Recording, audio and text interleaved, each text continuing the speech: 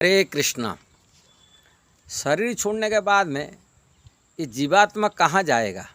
जीवात्मा की गति क्या होता है? मृत्यु के बाद जीवात्मा का गति क्या होता है? मरने के बाद में कहाँ शरीर मिलेगा कि क्या होगा, उसका क्या लक्ष्य होगा, कहाँ पहुँचेगा? भगवान से जीवात्मा आया किंतु जाएगा कहाँ? शरीर छोड़ने के बाद कहाँ जाता है? ये सब मन में संशय रहता है, जिज्ञासा रहता है। जिस पर बुद्धि होता है उसके जिज्ञासा तो होता है, जिनके पास जिज्ञासा बुद्धि नहीं होता वो बुद्धि भी नहीं, वो जिज्ञासा भी नहीं हो पाता है। पशु ऐसा जीता है संसार में, मनुष्य होते हुए भी पशु है। उनको मरने के बाद में क्या होता है, शरीर या आत्मा भीतर क्या भेद है वो मतलब नहीं का शरीर को मानता है, देहात्मा बुद्धि से मान के वो जीता है संसार में।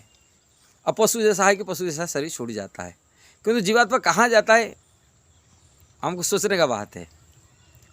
जीवात्मा कहाँ जा सकता, कैसा क्या करने से जा सकता, कौन सा कर्म करने से उनका सद्गति हो सकता है, कौन सा कर्म करने से उसकी दुर्गति हो सकता है, ये विचार करने का बात है।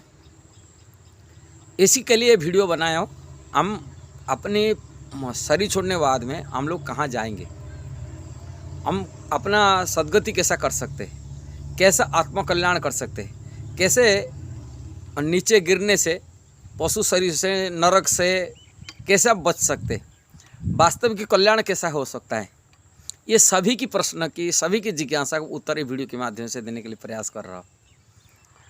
एक चीज़ था, मरने के बाद वो कहाँ जाते हैं, ये बात को भगवत गीता में भगवान श्री कृष्ण कहते हैं। मैं नहीं कह रहा हूँ, भगवान श्री कृष्ण कह रहे, भगवत गीता में कह रहे। जम जम बापी स्मरण भाव तेजतंते कलेबरम तम तमेव तम वेत्ति कौन्तेय सदा तद्भाव भावित। जम जम बापे स्मरण भाव, जो जो भावना लेके तेजतंते कलेबरम त्याग करता है, जो भावना लेके अंतकाल में शरीर छोड़ने का समय जो भावना लेके शरीर को छोड़ देता है, उसी भावना अनुसार उनको शरीर, अगला शरीर मिलता है। तम तमेति कौन्तेय सदा तद्भाव, उसी भाव में उनको अलग अगला शरीर मिलता है। कई लोग तो शरीर छोड़ते कोमा में शरीर छोड़ते, प्राय तो उनको स्मरण शक्ति तो नहीं होता, कोमा हो जाता है, सेंसलेस अचेतन अवस्था में शरीर छोड़ देते, उनका क्या गति हो जाता है। ऐसे अनेक प्रकार के प्रश्न आता होगा, जिज्ञासा होता है, किंतु इसके प्रश्न के उत्तर भगवत गीता में भगवान कहे, कुछ उत्तर कहे, कुछ हिसाब समझ में नहीं आता है। जैसे भगवत गीता में भगवान श्री कृष्ण कह रहे, ये बात समझने के बाद भगवान बोलते हैं अंतकाल में यदि जीवन भर जो कार्य करता है उसी अंत में वही ध्यान आता है। हम लोग देखे हैं जो जीवन भर जो कार्य करता है अंतकाल में वही स्मृति बनी के रहता है, और उस स्मृति की विचार चिंतन करता है व्यक्ति। मैं देखा हूँ एक आदमी राजनीति नेतागिरी करते थे, नेता थे बड़ी आगरा में, वो व्यक्ति 93 एज हो गए थे शरीर छोड़ने के बाद, किंतु वो न्यूज़ पेपर करवट लेटने के लिए उनको शक्ति नहीं था, किंतु हमेशा न्यूज़ पेपर खोल के देखते थे ये पार्टी राजनीति क्या कर रहा, कैसा इलेक्शन जीतेगा, क्या करेगा, वो राजनीति करेगा, जीवन भर करके आए। अंतकाल में तो शरीर छोड़ने के टाइम में वो भगवान के नाम बिल्कुल नहीं आता था, स्मृति बिल्कुल मन भी नहीं लगता था, वही राजनीति नेतागिरी की भावना आता था, ये रहता था उसकी। और दूसरी बात है, वो यदि कर्म ऐसे विकर्म करी रखा है, जो कर्म गहिर्त कर्म रखा है, भले ही राजनीति नेतागिरी और नेता शरीर थोड़े से मिल जाएगा उनको, किंतु उसका विचार कर्म अनुযাयी भी मिलता है। कोमा में शरीर छूट गया, पशु जैसा जीता है, कोमा से वो तो कोई विचार नहीं रहा, अंतकाल में क्या गति होगा उसका, गति उसके के लिए जैसे ही हमारे वैदिक शास्त्र में आप पढ़ेंगे, अलग अलग शास्त्र में, जैसे भागवत में भी वर्णन, नरक की वर्णन किया गया, उसका कर्म अनुଯାयी यमराज की दंड दिया जाता विधान होता है। और जैसे ही आप अलग अलग ब्रह्म विवर्त पुराण में इसकी नरक की बारी में वर्णन किया गया, गरुड़ पुराण भी इसकी वर्णन किया, नरक की दशाई वर्णन, अलग अलग पुराण में इसकी बहुत चर्चा हुई है।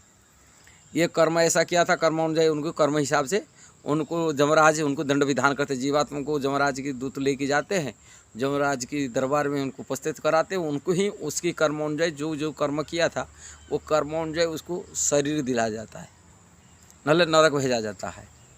ये पेड़ पौधा शरीर हो, कुत्ते बिल्ली शरीर हो, कोई ना कोई शरीर से प्राप्ति होता है कर्म के अनुसार। किंतु भगवान कुछ विचार कर बता रहे, अपनी बात बता रहे। कॉन्शियसनेस व्यक्ति अपनी जो एक्टिविटी रखता है उसी एक्टिविटी से उनको शरीर मिलता है। विशेष करके यहाँ भगवत गीता में भगवान कहते हैं, जानती देवव्रता देवान, पितृ जानती पितृव्रता, भूतानि जानती भूतेज्या, जानती मज्जाजी नोपी माम। जो देवताओं की पूजा करते हैं वो देवताओं के बीच में जन्म लेंगे। जो पितरों को पूजते हैं वो पितरों के पास जाते हैं। जो भूत प्रेत की उपासना करते हैं उन्हीं के बीच में जन्म लेते हैं। और जो मेरी पूजा करते हैं वो मेरे साथ निवास करते हैं। भगवान श्री कृष्ण के कहने का ये बात है कि हमारा कॉन्शियसनेस, अपनी चेतना उसी हिसाब बन जाता है। हम जो पूजा जीवन भर हम पूजा करें, जिसे आसक्ति रहते हैं उसी आसक्ति बन जाए, मनोवृत्ति आ जाता है। देवता आराधना का देव आराधना करने देवता की कॉन्शियसनेस बन जाता है। पितृलोक आराधना करने पितृलोक की कॉन्शियसनेस बन जाता है। और भूत प्रेत की पूजा करने वाले जैसे अघड़ी वाले होते वो भूत प्रेत कॉन्शियसनेस बन जाते। ऐसे उनके शरीर उसी हिसाब से बन जाते हैं। अलग अलग शरीर, जो एक तो साफ बात है, जो शरीर जैसा जैसा चेतना में रहेगा उसी हिसाब से पशु चेतना रहे पशु शरीर मिल जाएगा, कुत्ते बिल्ली चेतना कुत्ते बिल्ली शरीर में, पेड़ पौधा चेतना रहेगा तो पेड़ पौधा चेतना मिल जाएगा। किंतु मनुष्य को सुधारना यही है। किंतु जीवात्मा पशु शरीर चला जाएगा, कुत्ते बिल्ली शरीर भूत प्रेत बन जाएगा, ये जीवन की सफलता नहीं है। जीवन का सफलता भगवान भगवत गीता में कहते, अंतकाले च मामेव स्मरण मुक्त्वा कलेवरम जब प्रायति समद्भावम जानती न अन्यत्र संशय। संशय करना मत दूर है। जो जीवन के अंत में जो केवल मेरा स्मरण करते हुए शरीर का त्याग करता है वो तुरंत मेरे स्वभाव के प्राप्त करता है। इसमें रंच मात्र भी संदेह नहीं है। भगवत गीता में भगवान कह रहे, यदि मेरा चेतना मेरा कॉन्शियसनेस शरीर छोड़ेगा हो जाएगा। इसीलिए भगवान भगवत गीता में, अर्जुन तू युद्ध करते हुए भी मेरा स्मरण करते हुए युद्ध करो। युद्ध करते हुए सेना को, सेनापति की कोई भी लड़ाई का स्मरण मत करो, मेरा स्मरण करो। तस्मा सर्वेषु कालेषु मामनुस्मरण युद्ध च मर्ज्यापि तो मनोबुद्धियो मामे वैसे से संशय। ये बात है। अतः अर्जुन सदैव कृष्ण रूप में, मेरा कृष्ण बोलते हैं, मेरा रूप में चिंतन करना चाहिए। और साथ ही युद्ध करने के कर्तव्य को भी पूरा करना चाहिए। युद्ध करो, कोई भी कार्य करो, मेरा स्मरण करते हुए वो कार्य करो। इसका मतलब यही है, अपने कर्म के मुझे समर्पित करते हुए अपने मन और बुद्धि को मुझ में स्थिर करके तुम निश्चित रूप से मुझे प्राप्त करेंगे। ये बात भगवान का कहने का। जिस संसार बंधन के छुटकारा पाने के लिए चाहता है, जन्म मृत्यु को द्वार पर हम लोग खड़ा हुए, इसलिए कृष्ण श्रीमद् भागवत में उद्धव जी को एक प्रार्थना करने के लिए बता रहे, मेरा शिव विग्रह के सामने खड़ा होगी प्रत्येक दिन प्रार्थना करना चाहिए हर जीवात्मा को, हे कृष्ण मैं मृत्यु के द्वार पर खड़ा हूँ, मेरू मृत्यु से बचाइए। ये कृष्ण का हरे श्रीमद् भागवत की एकादश स्कंद की उद्धव जी की जो उपदेश दे रहे उसमें बता रहे हैं। शिव विग्रह की सेवा ऊपर जो भगवान विशेष कर विग्रह अर्चन की पद्धति पर बता रहे, बोले कि मेरा शिव विग्रह के सामने खड़ा है कि नियमित रूप में प्रार्थना करना चाहिए। और यहाँ भी यही बात करो, जो युद्ध करते कोई भी कर्म, किंतु ये कर्म को कैसा कर सकते, ये कर्म को कृष्ण केंद्र में रखकर ही कार्य करना चाहिए, तभी जाएंगे हो पाएगा। नहीं तो स्मरण शक्ति नहीं, ऐसा नहीं रहेगा। हर कार्य जो भी करते हैं, चाहे व्यापार करो, युद्ध करो कि खाना बनाओ कि कुछ भी करे, वो कृष्ण को केंद्र में रखकर कृष्ण की इच्छा अनुଯାयी कार्य करना चाहिए, मन में रखे, तभी जाएंगे हो पाएगा। अब मन बुद्धि को कृष्ण में अर्पण कर देना चाहिए। कोई बोला तो ईश्वर संसार में फंसा हुआ, कहाँ कृष्ण आपके स्मरण कर पाऊँगा। ये तो युद्ध में इतना घोर कर्तव्य करते हुए अर्जुन पूछेगा, ऐसे घोर कर्तव्य हम कर्म में इतना बिजी व्यस्त हो जाते, इतना लगन लग जाता उसमें, अब उसमें कृष्ण के स्मरण कैसा हो पाएगा। कृष्ण बोलते हो अभ्यास करो। इसलिए श्रीमद् भगवत गीता में कृष्ण के कहते, अभ्यास जोगो जुक्तेन चेतसा न अन्यगामिना परम पुरुष दिव्यम जाति पार्थानुचिंतयन। हे पार्थ, जो व्यक्ति मेरा स्मरण करने में अपना मन निरंतर लगाने रखकर अविचलित भाव से, माने श्री कृष्ण बोलते मेरा रूप में ध्यान करता है, और वो मुझको अवश्य ही प्राप्त होता है। भगवान ने यहाँ कहने का इतना मेरा अभ्यास करना पड़ेगा। अभ्यास करो, प्रैक्टिस करो। अभी अभ्यास मरने का टाइम में नहीं हो पाएगा, बचपन में अभ्यास करना पड़ेगा, बुढ़ापे में नहीं हो पाएगा। बुढ़ापे में अभ्यास करने से अंतम काल में क्या स्मृति आएगा। जीवन भर तो कर करके आए, दुनिया काम पाप करके आए, जीवन में पाप करने में कृष्ण के स्मरण आ जाएगा, हो पाएगा नहीं। हम देखें, हम रोज ना माला जप कराते, 95% बूढ़े लोग आते हैं जो माला पकड़ में नहीं आता है कि माला जप नहीं कर पाते। बोले अंत हो गए बुढ़ापे में करे, जीवन भर तो पाप कर क्या है, कृष्ण के नाम पाप में बुढ़ापे हो पाएगा, नहीं हो पाएगा। इसलिए बचपन से अभ्यास करना पड़ेगा। जो बचपन से अभ्यास करे, ये शरीर एक माने परीक्षा की जीवन है, एग्जाम की जीवन। 84 लाख शरीर हमको मिला, 84 लाख शरीर में हम लोग एग्जाम भोग कर करके आए, इंद्रियों भोग में लागी रहे। किंतु मनुष्य शरीर एक परीक्षा का जीवन है, और इसी शरीर में हम कैसा अपने शरीर को यूज करते। भगवत गीता भागवत शास्त्र ज्ञान प्राप्ति करके, भक्तों की संगति करके, ना इंद्रिय भोग में जो कर करके आए वही इंद्रिय भोग में करके कार्य करते। ये एग्जाम देने का समय है, उम्र है मनुष्य शरीर।